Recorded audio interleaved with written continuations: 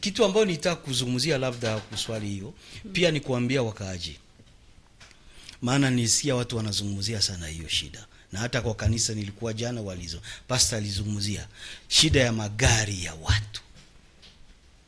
Shida ambayo tulikuta hapa Bukavu wakati tuliingia, tulikutana kuna kuwa parking za serikali.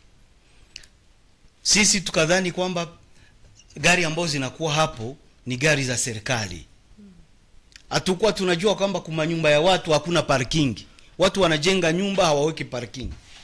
Wanaanza chukua wote gari wanaenda kuacha ku parking za serikali, alafu wanakuja wanalala kuma nyumba. Hiyo ni siasa mbaya ya kujenga nyumba bila kuweka fasi utaweka gari yako.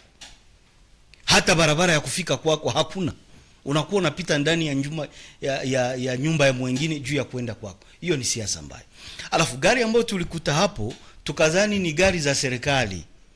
Alafu services zetu zikasema hizi gari tuziprotect, maana tutaweka governor ambaye atakuja kutumikisha hizo gari. Lakini tukasikia kwamba mwazile gari kunakuwa gari za wananchi. Na tulianza rudisha gari, kila mtu anakuja anasema gari yangu ni hii, analeta number plate, anatuonesha, analeta hiyo carte rose, anaonesha gari yake na wanampa. Okay. Lakini gari za serikali zibaki hapo zifanye kazi ya serikali. Alo tunaomba wananchi wote ambao wanakuwa hapa. Kila mtu ambaye anajua kwamba kuna mtu ambaye alichukua gari yake, apite kwa services zetu, aende kwa gouverneur ama aite kwa namba ambazo zilisha kupewa kwa watu, aite, apane ripoti. Alafu wamuitishe akuje kuangalia gari ambazo zinakuwa hapo, angalie kama kuna kwa ya kwake. Si possible kama namba hizo tunaweza kuzipatia usi wakaaji?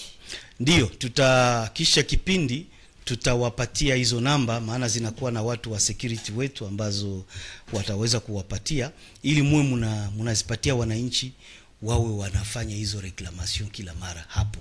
Kila mtu ambaye anajua alikamatiwa gari yake. Sisi hatukukuja hapa kuchukua gari za watu, hapana.